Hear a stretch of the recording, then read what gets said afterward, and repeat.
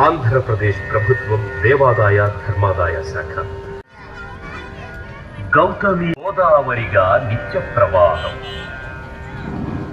ఓ సూర్యోదయ సమయాన గోదావరిలో స్నానమాచరించి ఆ గోదావరి తల్లిని స్మరించుకుంటున్నారు ఓ గురువు గారు. ఇది విన్న ఆయన శిష్యుడు గురువు గారిని ఇలా ప్రశ్నించాడు.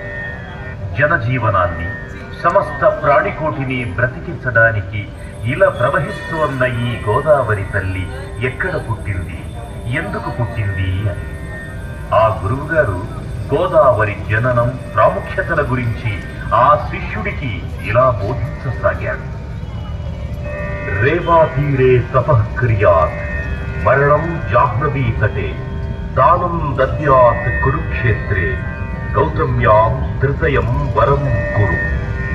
నర్మదా నది తీరంలో తపస్సు చేసిన విశేష ఫలితం, గంగా నది తీరాన శరీరాన్ని వదిలిన విశేష ఫలితం, కురుక్షేత్రంలో దానం చేసిన విశేష ఫలితం, ఈ 3 ఫలితాలను మించిన 3 రెట్ల ఫలితం ఈ గోదావరిలో స్నానమాచరించడం వల్ల కలుగుతుంది అంటూ నీలా సందిగ్ధంలో ఉన్న ఎంతో మంది ఉంటారు. వాళ్ళందరికీ కూడా ఇది తెలుసుకోవలసిన అవసరం. దేశమంతయు క్షామము రాజ్యమేడి కాటకములు సంభవించి పెద్ద ఎత్తున జనులు పశుపక్షాదులు నశించిపోవుట గాంచి మునులు బాధపడి గౌతమముని దరికి ఏపించి దానిని పరిష్కరించమని కోరిది. గౌతమముని ఈ కార్యం మనం తలపెట్టవలసినది కాదు అని వారించారు. అందుకు బాధపడిన మునులు ఏదైనా ఉపాయముచే గౌతమముని వలనే ఈ కార్యమును సాధించవలనని తలచి వారి తపోబలము చేత ఒక క్షణాయువైన గోదా అను మాయాగోవును సృష్టించి దానిని గౌతమముని ఆశ్రమ వాకిటయందు ప్రవేశపెట్టిరి. అదిగాంచిన గౌతమముని ఒక చిన్న దర్భచే దానిని అదిలించగా తక్షణమే అది మరణించినది. ఇది చూసిన మునులు గౌతమముని గోవధ గావించినాడని ఘోషించుతుండగా గౌతమముని దీనికి ప్రాయశ్చిత్తమేమిటి అని ఆ మునులనడిగారు. అంతటా మునులు శివుని జటాజూటమునందు బంధించియున్న గంగను ప్రార్థించి తెచ్చి ఆధారముగా ఈ గోవును బ్రతికించవచ్చును అని ఉపాయము చెప్పింది.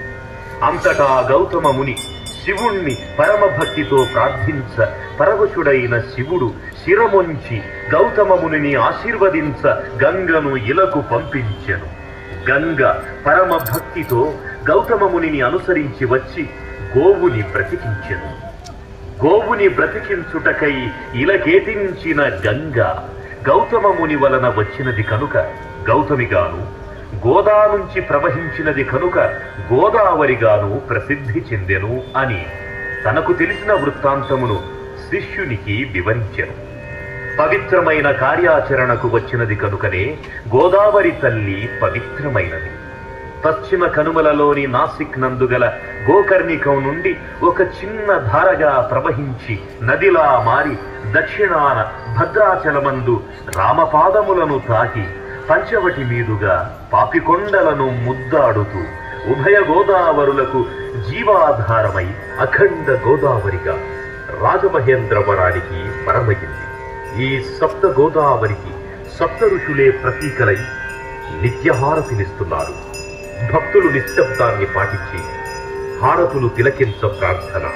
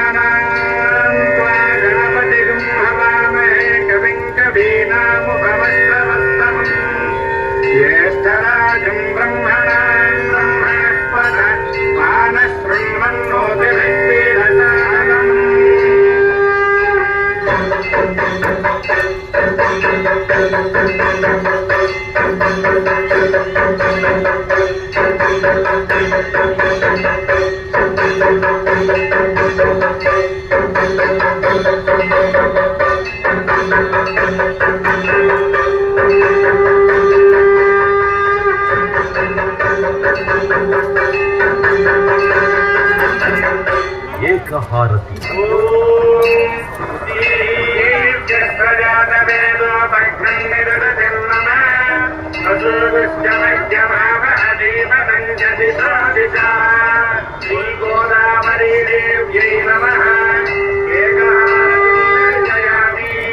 పరమేశ్వరుడు పరంజ్యోతి స్వరూపుడగుట చేత ఈ ఏకహారతిని దర్శించుకోవడం వల్ల పరమేశ్వరుడి అనుగ్రహం పొంది అజ్ఞానం నశించి జ్ఞానము ప్రకాశించు.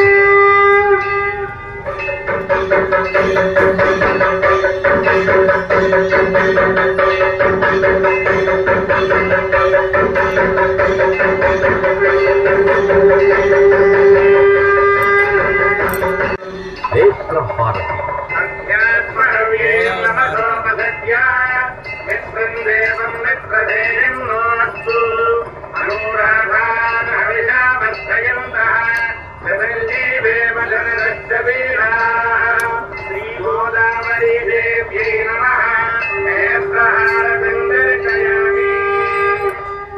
ఈ నేత్రహారతిని దర్శించుకోవడం వలన నేత్రములకు సంబంధించిన దోషములు తొలగి పార్వతీదేవి అనుగ్రహం కలిగి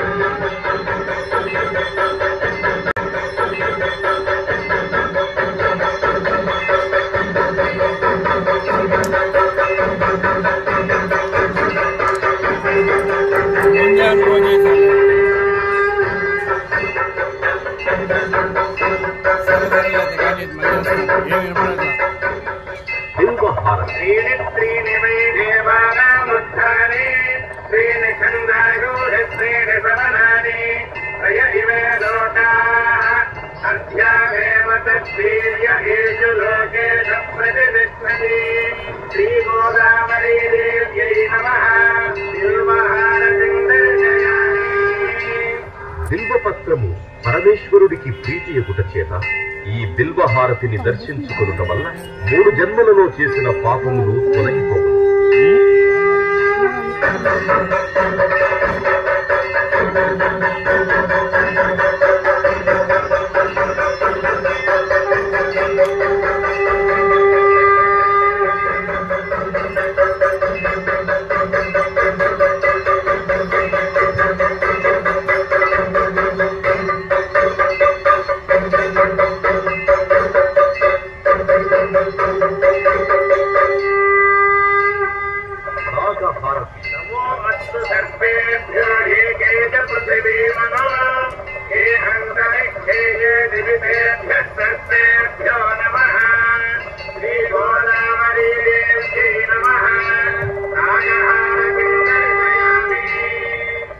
నాగహారతిని దర్శించుకోవడం వల్ల కాలసర్ప దోషములు తొలగి నవగ్రహములలో రాహుకేతువుల యొక్క దోషములకు పరిహారము కలుగును.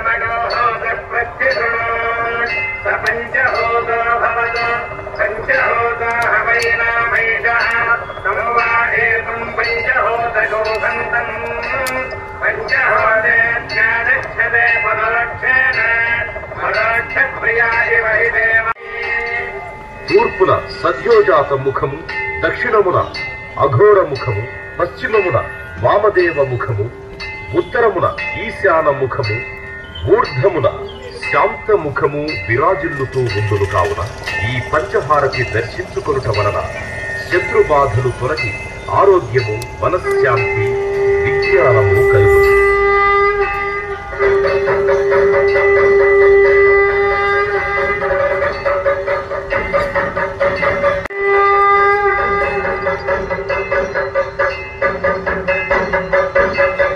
వృక్షహారతి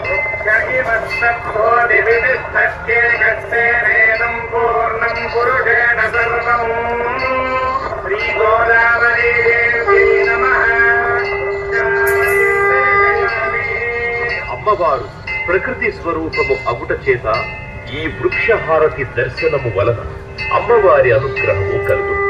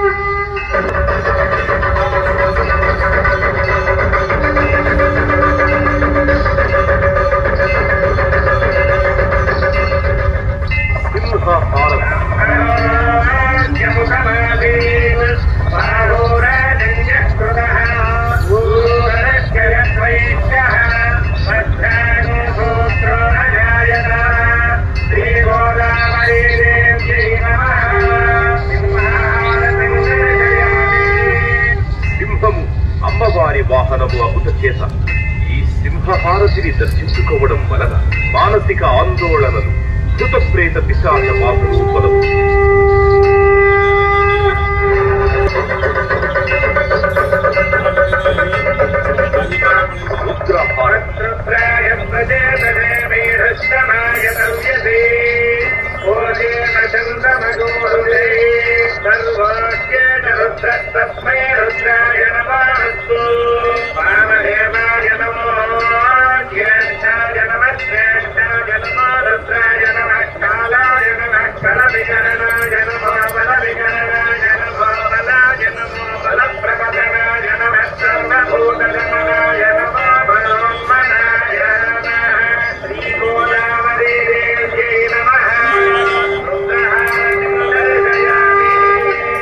పరమశివుడు రుద్రస్వరూపుడగుట చేత ఈ రుద్రహారతి దర్శనం వలన విద్యాబుద్ధి, మనశుద్ధి కలిగి ఈర్ష్య, అసూయ, ద్వేషములు తొలగు.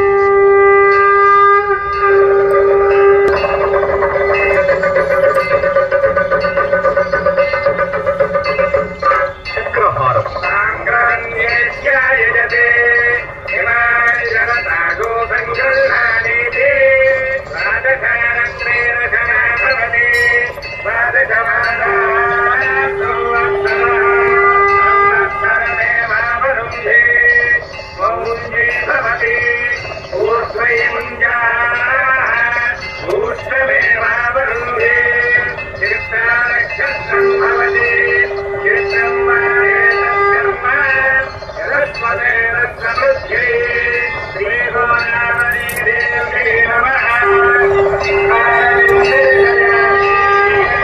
చక్రహారతి దర్శనము వలన పంచమహాపాతకములు నశించును. కాంతి, బలము, ధైర్యము, ఆయుర్వృద్ధి కలుగు.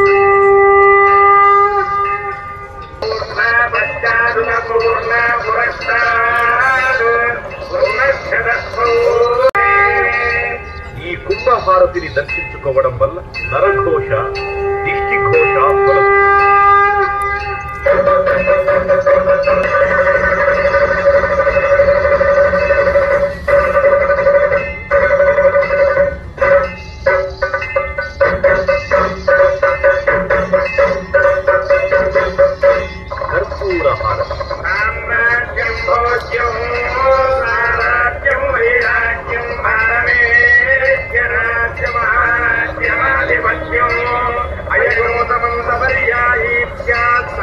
ఈ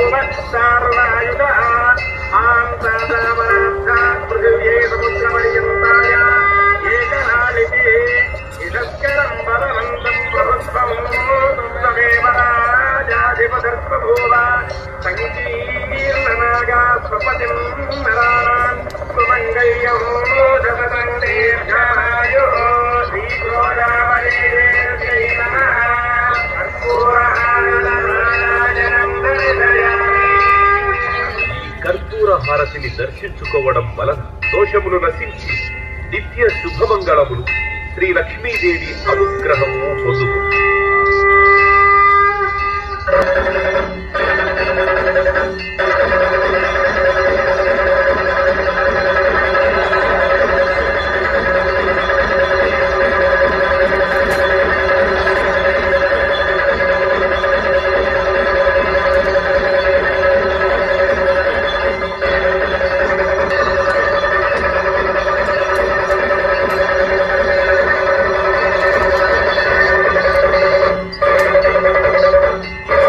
నక్షత్రహారతి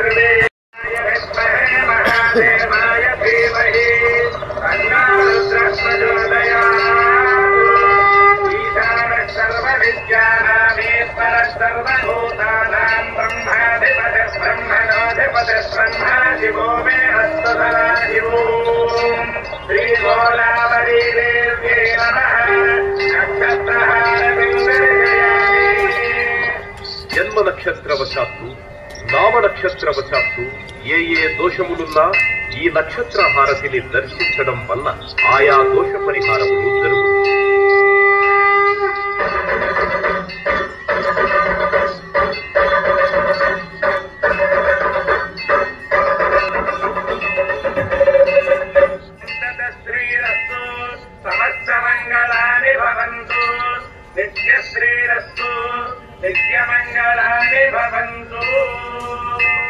ఈ విధముగా గోదావరి మాతకు హారతులు సమర్పించారు.